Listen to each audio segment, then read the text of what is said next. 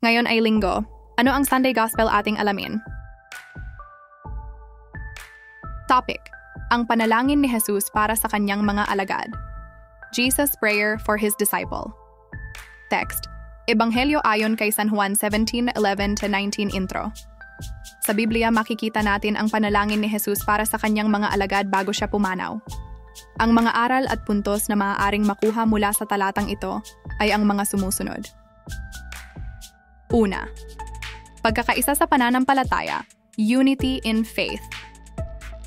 Sa talatang ito, ipinagdarasal ni Jesus ang kanyang mga alagad upang sila ay manatiling nagkakaisa sa pananampalataya. Mahalaga ang pagkakaisa at pagtutulungan sa paglalakbay ng bawat Kristiyano sa kanilang pananampalataya, ayon sa una, Roma chapter 15:5-6. Loobin nawa ng Diyos na nagpapatatag at nagpapalakas ng loob na mamuhay kayong may pagkakaisa kay Kristo Jesus. Sa gayon, sama-sama kayong magpuri sa Diyos at Ama ng ating Panginoong Hesukristo. Ganon din naman sa pangalawa, Efeso chapter 4:3. Pagsumakitan ninyong mapanatili ang pagkakaisang mula sa Espiritu, sa pamamagitan ng buklod ng kapayapaan. Pangalawa, pagpili sa mabuti laban sa kasamaan, choosing good against evil. Binabanggit din ni Jesus ang kahalagahan ng pag-iwas sa kasamaan at pagiging hiwalay sa mundong ito. Ipinapakita niya ang importansya ng pagiging banal at mapanindigan sa gitna ng mga tukso at kasamaan sa mundo. Ating tignan.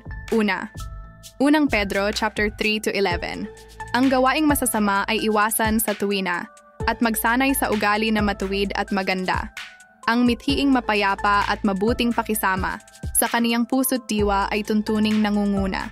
Ganon din sa Roma chapter 12:20-21. Kaya, kung nagugutom ang iyong kaaway, pakanin mo. Kung nauuhaw, painumin mo. Sa gayon, mapapahiya siya sa kanyang sarili. Huwag kang padaig sa masama, kundi daigin mo ng mabuti ang masama. Pangatlo, pagtanggap sa salita ng Diyos. Acceptance of God's Word. Isa pang aral na maaaring makuha sa talatang ito ay ang pagtanggap at pagsunod sa salita ng Diyos. Si Jesus ay nagmungkahi na ang kanyang mga alagad ay manatiling tapat sa mga aral at utos ng Diyos. Ayon kay San Mateo chapter 7:24-25. Kaya't ang bawat nakikinig at nagsasagawa ng mga salita kong ito ay matutulad sa isang taong matalino na nagtayo ng kanyang bahay sa ibabaw ng bato.